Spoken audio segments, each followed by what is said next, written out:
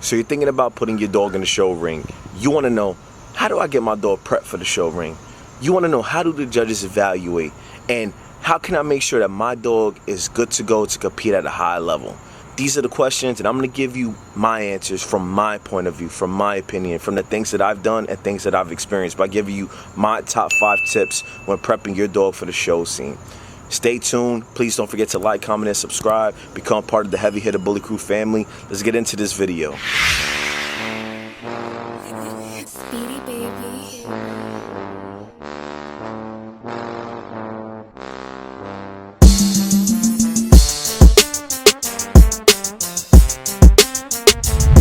Tip number 1.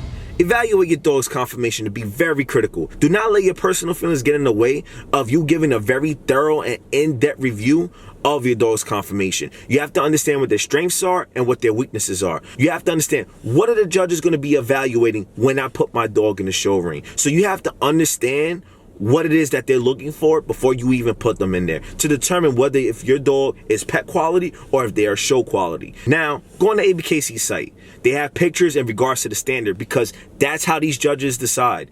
They go by the standard for the most part. And you have to understand, how does my dog stack up to that standard? It doesn't matter how small your dog is, doesn't matter how big your dog is. How do they compare to the standard? Do they have bowed fronts or do they have straight fronts?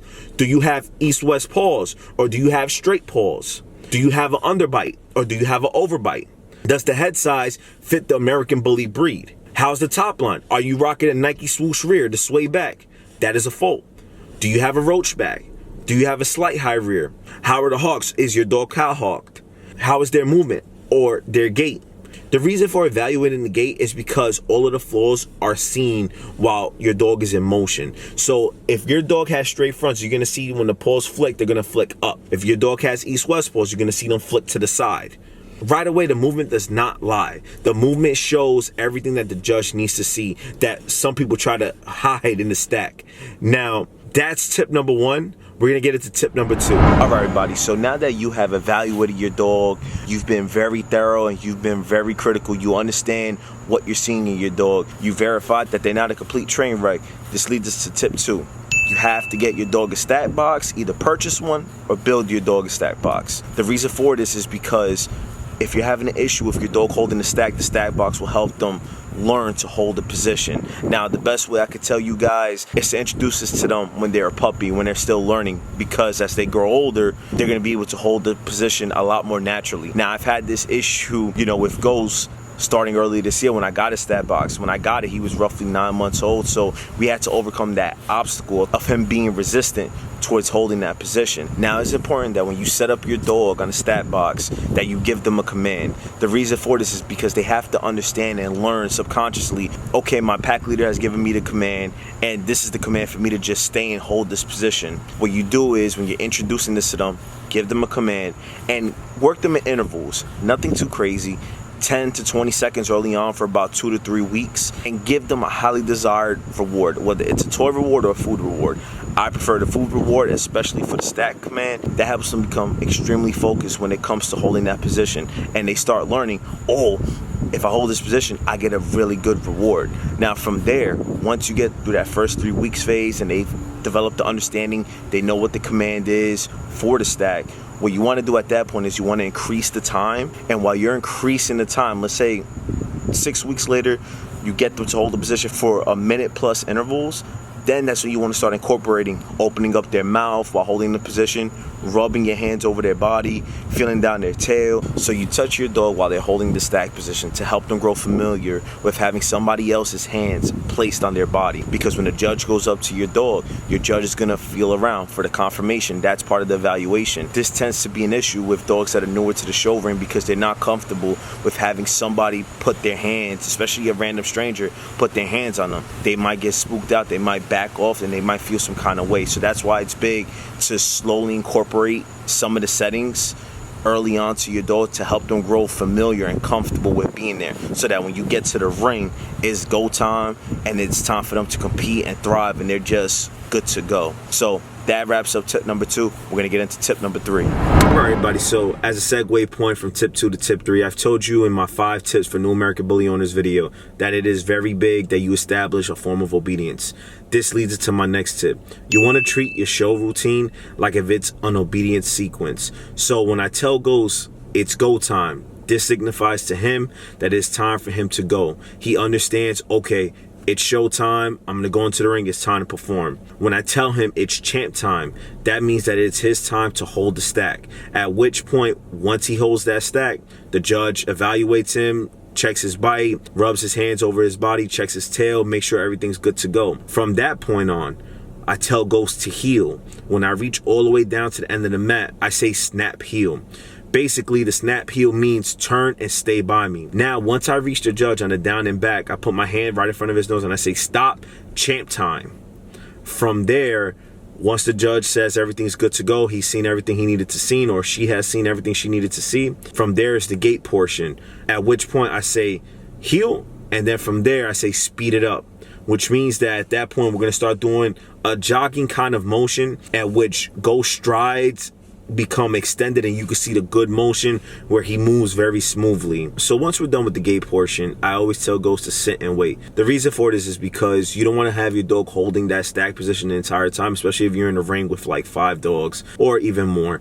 This happened in the Allentown show compared to Woodstown where there wasn't that much competition. In Allentown, we had to hold that stack position for a long time. I did this in show 2, but going forward after that, I just said, you know what, he's gonna sit because I want to make sure he's good to go when I put him in that stack and there's no movement. Now, once the winner is picked, at that point is when I give Ghost the reward.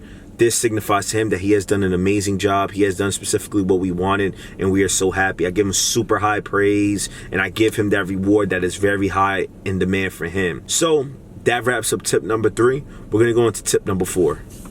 Tip 4, bring your dog around distracted areas and socialize them. It's big that when they're growing up, especially at a young age, especially when you're teaching them the stack position, you want them to go to an area where there are distractions. The reason being is you want to get them out of their comfort zone. For me, it's big that you have that basic ground level of obedience where your dog trusts you as their pack leader, because when you go to these settings where there are a lot of distractions, there are a lot of people, where there are dogs, you're trying to limit reactivity. You want your dog to respect you. At the end of the day, the dog is becoming reactive because, you know, if they're very confident, they're going to say, this is my stuff, this is my area, you know what I mean? And they're going to do stuff without respecting you. That's why sometimes you get dogs with their tail straight up and not wanting to respond because they think they're alpha dominant. Now, the whole idea is to make sure that your dog trusts you. And when they trust you, you're going to get maximum results, especially when you're introducing them to this element. So for me, when I started doing this training with Ghost, it was big that I brought him in the backyard and I started working on the circular motion and the down and back. For me, it was big to bring the stat box outside, lay it outside. Then I would do my circular jog, well, the circular motion, which is the gait portion, and the down and back, and then I would stack Ghost. The reason why I was doing that was because I wanted him to grow familiar with the actions that were going to be asked of him when he went into the show ring. So for us, I treated that as an obedience sequence where he was able to understand, okay, I'm doing good, and you give the very high praise like, yes, good boy, because that lets them know they're doing such a good job. And you really want to be able to put your dog in a position where they're able to thrive. The only way to do so is if you prep them when they get to the show ring, it's not a complete shock to them. So when they go into the ring, they understand, okay, I've done this before, and they can continue to work. So what I started doing was I started incorporating this while we were walking. So we're doing our daily walks, and I'll bring them up into a busier street, and then I will start performing the down and back with a stack and holding it while there are cars going around, while there's people walking around, and just having him hold that position so he could grow comfortable with holding that with distractions around him. So when this happens, you continuously build towards the end goal. So for me, it started off on a busier street. Then from there, it turned into, we're gonna bring him to a park and do this. We're gonna bring him to a city area and do this. And then from there, I ended up going to Petco, where I would introduce this to him, where there are a lot of dogs around, where there are a lot of people, there's a lot of scents around, you know, things that he's not used to, things that get his impulses to go haywire, to let him grow comfortable with that. And I want to give a big shout out to Chris, the owner of Sincere, Champ Geo, you know, follow him on YouTube. The man gave me like the best piece of advice. He said, once your dog is ready and you're prepping them for the show ring, it's big that you bring them to Petco or PetSmart, whatever pet store there is, and have them hold the stack. Have them hold the stack with his people around, because that's the closest thing you're going to be able to get to a dog show before you even get there. So That's tip number 4. Let's get into tip number 5. Tip 5, develop good leash discipline with your dog. I say this because you have to understand that when you're showing your dog and when you're handling your dog, if you're not hiring a professional handler and it's just you and your dog in there, which I highly recommend because your dog is going to show best under the person that they love the most, which is the owner. It's big that you understand when you go into the ring that your dog has to be great under the leash. It's big because when you throw them on that tiny lead and you're showcasing their whole body, if you can't control your dog on leash, how are you gonna be able to control them on a lead when you're trying to be firm? The whole idea of bringing them into the show ring is for them to move fluidly, not for them to look forced, resisted. You don't want them to look like, I'm number one, and they're throwing off their gait. Because that's what ends up happening. If your dog isn't good on leash and they think that they can do whatever they want, this all falls back to pack leadership. You know what I mean? And if your dog does not trust you, they're going to continuously try to walk out ahead. It's going to throw off the gait. When you get into the ring, your dog is moving with you. If your dog goes out in front of you, if they look out of place, if they look like they're resistant, it throws you off. It throws the whole sequence off. That's what you don't want. That's why I'm a big advocate of having your dog become very comfortable with being on a leash. So they start understanding when it's time to move a little bit faster, that they stay right by you so they understand not to cross that boundary. So that's why it's big that you develop that leash discipline with your dog. People think that the stack is the most important thing, and it's one of the key components when being in the show ring. But you have to understand that movement is like 90% of evaluating for the judges because you can't hide faults in the motion itself. When your dog is performing their gait, you see all the faults in real time. If they have east-west paws, the paws are gonna flick out. If they have a high rear, it's gonna stick out like a sore thumb when they are moving, because when they're moving, you're gonna see the back with an arch, and you're gonna be able to see the top line that is not firm. Then in real time, you see the hawks. Are they cow hawk? The hawks, when they are in motion, land in the position that they naturally are. So this is why if your dog is pulling you and they are not showing well, not only does your dog not look good fluidly with their movement, which kills them, it also displays the faults in real time. And listen, you can have a sharp dog, but it doesn't mean that they don't have any faults. You have to understand that when you are showing your dog, because when you are moving, if your dog does not move well and is pulling you and you look like you have no control and they're just doing whatever they want because they're like, I'm the shit, I'm the alpha, I'm number one, it really throws you off, which you have to understand. When you're in the show ring, you are competing at a high level. This is what you're going up against when you go into the show ring. You're going up against people there that are there to win. People there that are very passionate about this. So any little thing that could set your dog back, such as movement, and they don't show well, that could be used as ammunition by the judge to not pick your dog, because you have to understand the level of competition you're going up against. It's not like you're going up against there with dogs with extreme faults that have a rear looking like a roller coaster drop. That's not how this works. You're going up against top-notch competition, especially when you go into those pocket and standard classes, you know what I mean? So you have to be ready to go, you have to be squared away. And this is what I try to tell everybody, you know, if they ask me for advice and people that reach out to me over my DMs and Instagram, that's a very powerful relationship that you and your dog share when you go into the ring.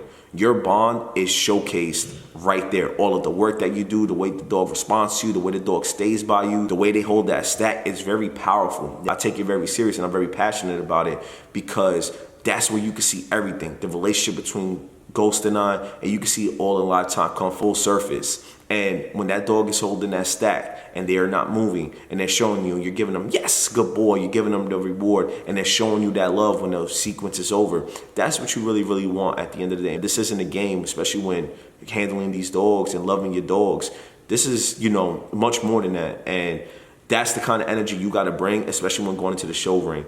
Handling an ABKC was great, but handling a UKC is what really opened my eyes as to, yo, this is no joke, because a handler could literally throw off a dog. And if the handler does not perform well with that dog and it messes up their gait, that's literally the little difference between your dog potentially winning and your dog losing. Because let's say in UKC, you were going up against dogs that were perfect in structure to their breed type.